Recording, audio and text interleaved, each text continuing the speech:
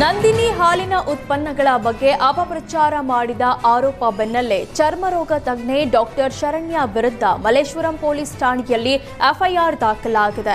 ನಂದಿನಿ ಹಾಲಿನ ಉತ್ಪನ್ನಗಳ ಕುರಿತು ಸಾಮಾಜಿಕ ಜಾಲತಾಣದಲ್ಲಿ ರೀಲ್ಸ್ ಮೂಲಕ ಅಪಪ್ರಚಾರ ಮಾಡಿದ್ದ ಆರೋಪದ ಮೇಲೆ ಪದ್ಮಾವತಿ ಅನ್ನೋರು ನೀಡಿದ ದೂರು ಆಧರಿಸಿ ಪ್ರಕರಣ ದಾಖಲಾಗಿದೆ. ನಂದಿನಿ ಉತ್ಪನ್ನಗಳಾದ ಕ್ರೀಮ್ ಬನ್, ಸ್ಟ್ರಾಬೆರಿ ಫ್ಲೇವರ್ಡ್ ಮಿಲ್ಕ್ ಹಾಗೂ ಸ್ಪಾಶ್ ಪಾನೀಯ ಉತ್ಪನ್ನಗಳನ್ನು ವಿಷಕಾರಿ ಹಾಗೂ ರಾಸಾಯನಿಕ ಯುಕ್ತವಾಗಿದೆ. ದೀರ್ಘಾವಧಿಯಲ್ಲಿ ಇವುಗಳ ಸೇವನೆಯಿಂದ ಭವಿಷ್ಯದಲ್ಲಿ ಕ್ಯಾನ್ಸರ್ ಬರಲಿದೆ. ಅಲ್ಲದೆ ಈ ಉತ್ಪನ್ನಗಳಲ್ಲಿ ನೈಸರ್ಗಿಕವಾಗಿ ಮಾಡದೆ ಕೃತಕ ಬಣ್ಣ ಬೆರೆಸಲಾಗಿದೆ. FSSAI ನಂದಿನಿ ಉತ್ಪನ್ನಗಳ ತಯಾರಿಕೆಗೆ ಹೇಗೆ ಅನುಮತಿ ನೀಡಿದ್ದಾರೆ? ಈ ರೀತಿಯ ಉತ್ಪನ್ನಗಳನ್ನು ಮಾರುಕಟ್ಟೆಗೆ ಬಿಡಬಾರದು ಅಂತ ವೈದ್ಯ ಶರಣ್ಯ ಆರೋಪಿಸಿದ್ರು. ಈ ವಿಡಿಯೋ ವೈರಲ್ ಆಗ್ತಿದ್ದಂತೆ ಖುದ್ದು KMF ಸ್ಪಷ್ಟನೆ ನೀಡಿತ್ತು.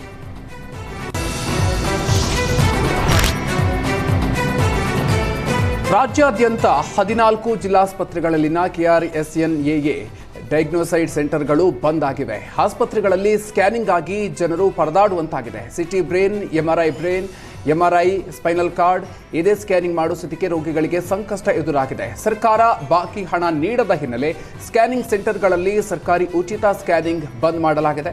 ಕಳೆದ 2-3 ವರ್ಷಗಳಿಂದ ಸರ್ಕಾರದಿಂದ ಬರೋಬ್ಬರಿ 143 ಕೋಟಿ ಹಣ ಬಾಕಿ ಉಳಿಸಿಕೊಂಡಿದೆ.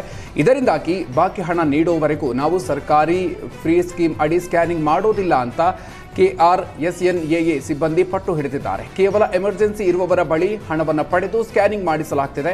ಇದರಿಂದ ಸ್ಕ್ಯಾನಿಂಗ್ ಸೆಂಟರ್ ಎದುರು ರೋಗಿಗಳು ಆಕ್ರೋಶವನ್ನು ವ್ಯಕ್ತಪಡಿಸಿದ್ದಾರೆ. ಸರ್ಕಾರ KRSNAA ಸ್ಕ್ಯಾನಿಂಗ್ ಸೆಂಟರ್ಗಳಿಗೆ ನೀಡಬೇಕಿರೋ ಬಾಕಿ ಮೊತ್ತವನ್ನು ನೀಡಿ ಅಂತ ಆಕ್ರೋಶವನ್ನು ಹೊರಹಾಕ್ತಿದ್ದಾರೆ. ಇಡಗುಂಜಿ ವಿನಾಯಕ ದೇವಾಲಯದ ಪ್ರಧಾನ ಅರ್ಚಕ ಕುಟುಂಬದವರ ಜಗಳದ ಮತ್ತೊಂದು ವಿಡಿಯೋ ವೈರಲ್ ಆಗಿದೆ. ಉತ್ತರ ಕನ್ನಡ ಜಿಲ್ಲೆಯ ಹೊನ್ನಾವರ ತಾಲೂಕಿನ ಇಡಗುಂಜಿಯ ಪುರಾಣ ಪ್ರಸಿದ್ಧ ವಿನಾಯಕ ದೇವಸ್ಥಾನದ ಅರ್ಚಕರ ಕುಟುಂಬದವರು ಅವಾಚ್ಯ ಶಬ್ದಗಳಿಂದ ನಿಂದಿಸಿಕೊಂಡು ಕಿತ್ತಾಡಿಕೊಂಡಿರುವ ವಿಡಿಯೋ ಸದ್ಯ ವೈರಲ್ ಆಗಿದೆ. ಉತ್ತರ ಕನ್ನಡ ಜಿಲ್ಲೆಯ ಹೊನ್ನಾವರ ತಾಲೂಕಿನ ಇಡಗುಂಜಿಯ ಪುರಾಣ ಪ್ರಸಿದ್ಧ ವಿನಾಯಕ ದೇವಸ್ಥಾನದ ಅರ್ಚಕರು ಬೈದಾಡಿಕೊಂಡಿದ್ದಾರೆ. ವಿಡಿಯೋದಲ್ಲಿ ನ್ಯಾಯವಾದಿ ಸಹೋದರರಾದ ನಾರಾಯಣ ಭಟ್ಟ, ನರಸಿಂಹ ಭಟ್ಟ, ಜ್ಯೋತಿಷಿ ಮಂಜುನಾಥ ಭಟ್ಟ ಸೇರಿದಂತೆ ಕೆಲವರಿಂದ ಅವಾಚ್ಯ ಶಬ್ದಗಳಿಂದ ನಿಂದಿಸಿಕೊಂಡು ಜಗಳ ಮಾಡಲಾಗಿದೆ. ಆದರೆ ಯಾವ ವಿಷಯದ ಬಗ್ಗೆ ಜಗಳ ಆಡ್ಕೊಂಡಿದ್ದಾರೆ ಅನ್ನೋದು ಸ್ಪಷ್ಟವಾಗಿ ಮಾಹಿತಿ ತಿಳಿದು ಬಂದಿಲ್ಲ.